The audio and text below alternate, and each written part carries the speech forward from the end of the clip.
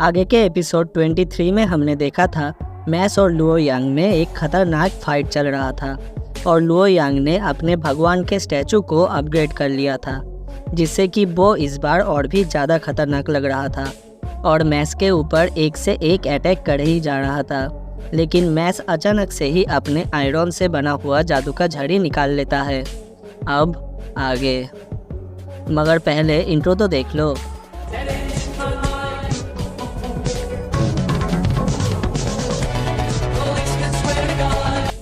Story के starting में हमें दिखता है मैस ने अपने आयरन से बना हुआ जादू का झड़ी निकाल लिया है।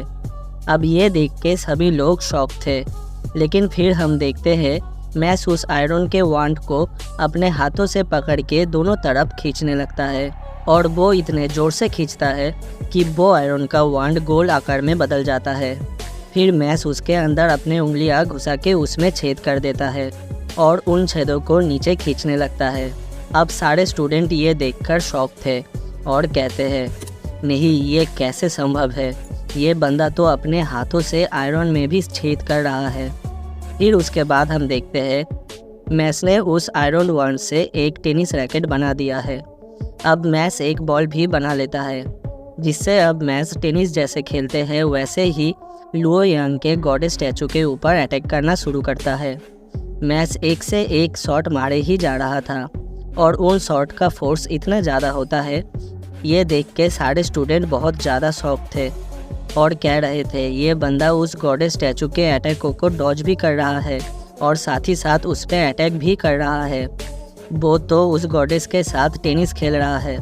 अब हम देखते हैं लुओ यांग का गॉडेस स्टैचू टूटने लगता है और फाइनली पूरा टूट के बिखर जाता है। लुओ यांग कहता है ये कैसे हो सकता है, लेकिन मैस लुओ यांग को कहता है तुझे सच में जानना है ना कि दर्द कैसा होता है, तो इसमें मैं तेरा मदद करता हूँ। इतना कहने के बाद मैस अपने टेनिस रैकेट को बहुत ही ज़ोर से लुओ यांग के खोपड़ी पर दे मारता है, जिससे लुओ यांग का खोपड़ी पूरा का पूरा फट जाता है और लुओ यांग ज़मीन पर जाके गिरता है। फिर ये देख के कहता है ये तो बहुत ही डरावना था। अब फिर मैस से कहता है आई एम सॉरी और इन सब के लिए शुक्रिया। मैं जानता हूँ कि मैं सिर्फ तुम लोगों पे एक बोझ हूँ और मेरे लिए ही तुम सब मुसीबत में पड़ते हो, लेकिन मैस उससे कहता है ये सब कुछ हम कर पाते हैं क्योंकि तुम हमारे साथ होते हो, तो इसके लिए शुक्रिया फिन। और फिन भी ये सुन के मैस को वेलकम कहता है। अब एरिना को दिखाया जाता है जहाँ सारे ऑडियंस में बैठे स्टूडेंट चिल्ला रहे थे क्योंकि उन्हें यकीन ही नहीं हो रहा था और वो लोग एक दूसरे में बात कर रहे थे। भाई, तूने अभी जो देखा उस पर तुझे विश्वास हो रहा है? अभी अभी ये सब क्या हुआ? लुओ यांग को तो मास्टर केन ने चुना था और उस बंदे ने उसे सिर्फ एक टेनिस रैकेट से ही मार दिया। अब एरिना के बड़े बड़े मिरर्स में भी दिखाया जाता है ही बीट हिम। अब हेड मास्टर पर सीन जाता है, जो कि कह रहे थे हमेशा मास्टर कैन को यूज़ करने वाला ही जीतेगा, ये ज़रूरी तो नहीं। अब लुओ यांग को देखते हैं, जो कि मैस के सामने घायल पड़ा हुआ था और कह रहा था दर्द दर्द, बहुत ही ज़्यादा दर्द हो रहा है मुझे, मेरा खून भी नहीं रुक रहा।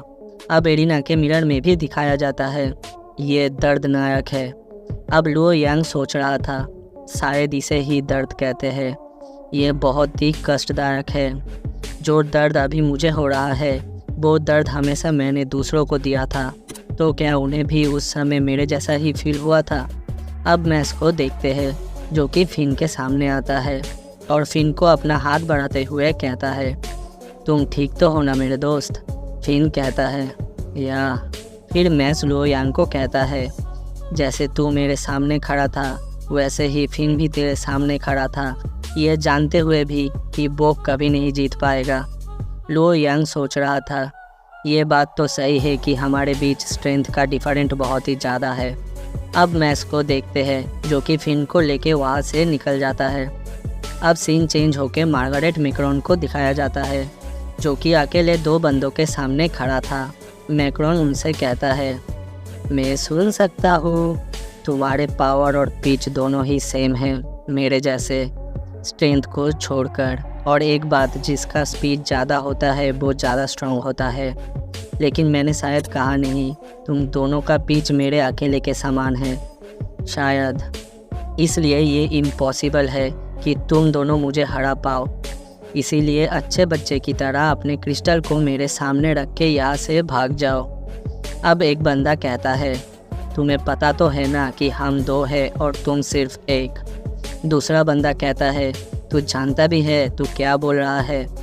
इतना बोल के वो बंदा अपने उल्फेस नाम का मैजिक अटैक करता है और दूसरा बंदा अपना रॉक मैजिक अटैक करता है।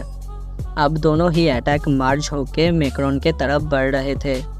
अब पहला बंदा बोलता है, मैं जानता हूँ मार्गरेट मैक्रोन पावरफुल है, हमारे लास्ट डिवाइन मिजनरी के जैसे ही, मगर हम भी क्लास के टॉप बंदे हैं, इसलिए हम इस 2v1 फाइट को हार नहीं सकते।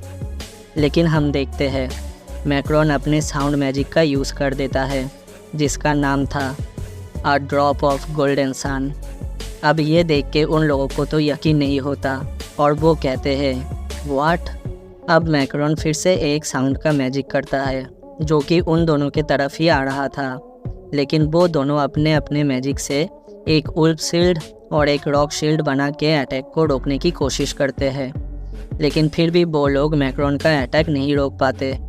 अब उनमें से एक बंदा कहता है, उसने सिर्फ अपने बिगिनर स्पेल से हम दोनों को कैसे हरा दिया, ये हम दोनों से बहुत ही ज़्यादा पावरफुल है।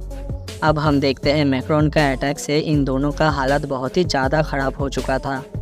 अब वो दोनों ज़मीन पर पड़े थे। एक बंदा कहता है, मैं तो खड़ा भी नहीं हो पा रहा। अब उन दोनों का क्रिस्टल उन लोगों के सामने ही पड़ा था। मैक्रोन आके उन क्रिस्टलों को उठा लेता है और उन्हें कहता है, तुम दोनों मिलकर भी मेरा कुछ नहीं बिगाड़ पाए। मुझे उम्मीद है कि तुम लोग समझ गए होगे कि हम लोगों के बीच कितना ज़्यादा डिफरेंस है। और इतना कहने के बाद मैक्रोन एक ख़तरनाक सा स्माइल देता है और वहाँ से चला जाता है। अब सीन चेंज होके सबको दिखाया जाता है, जहाँ लेंस कहता है, एक टीम आउट हो गया। लुओ यांग कह रहा था, ये वाला एग्ज़ाम भी ख़त्म हो गया। अब हम देखते हैं बाकी बचे कैंडिडेट नेक्स्ट राउंड के लिए एंटर करते हैं। मैस और डॉट डांस किए जा रहे थे और कह रहे थे, या गो मशरूम गो मशरूम। अब डॉट टीवी रिपोर्टर की तरह मैस को पूछ रहा था, मैस बर्निंडेड आपने ये सब कैसे किया। लेकिन मैस जवाब देता है, मुझे क्रीम पफ चाहिए। डॉट ये सुन के कहता है, हमारे पास इसका कोई आंसर नहीं। अब पूरे एरिना को दिखाया जाता है। उसके बाद हेडमास्टर पर सीन जाता है, जो कि कहते हैं, मैस बर्निंडेड अब आगे तुम्हारा रास्ता और भी कठिन होने वाला है। और 2 बंदों को दिखाया जाता है जो कि कह रहे थे, क्या ये सच में हो रहा है। और एक कहता है, अगले साल रायन एम्स के पास सबसे ज़्यादा कॉइन्स थे, लेकिन इस बंदे के पास उससे भी ज़्यादा कॉइन्स कैसे आ सकते हैं। अब मैच आगे बढ़ रहा था फाइनल राउंड के लिए, लेकिन उसके पीछे मार्गरेट मैक्रोन आ जाता है और वो मैच से कहता है, अब वो टाइम आ गया। मैच ये सुन के मैक्रोन को अपने कातिल नज़रों से देखता है, लेकिन मैक्रोन कहता है, मैं तो अभी तक इस टेस्ट का ही इंतज़ार कर रहा था। मैस। अब ये सुन के ही मैस को एक ख़तरनाक सा फील होता है। अब आज के वीडियो में बस इतना ही। नेक्स्ट वीडियो भी बहुत ही ज़्यादा खतरनाक होने वाला है, क्योंकि उसमें हमें मैस और मैक्रोन का 1v1 इंसेन वाला मैच दिखने वाला है। तो नेक्स्ट वीडियो के लिए बस थोड़ा सा वेट कर लो दोस्तों, क्योंकि कल सुबह फिर से नेक्स्ट वीडियो आ जाएगा। और अगर ये वीडियो पसंद आता है तो एक लाइक करके चैनल को सब्सक्राइब करके बेल नोटिफिकेशन को भी ऑल पर सेट कर देना, ताकि मेरी कोई भी आने वाली वीडियो आप लोग मिस न कर सको।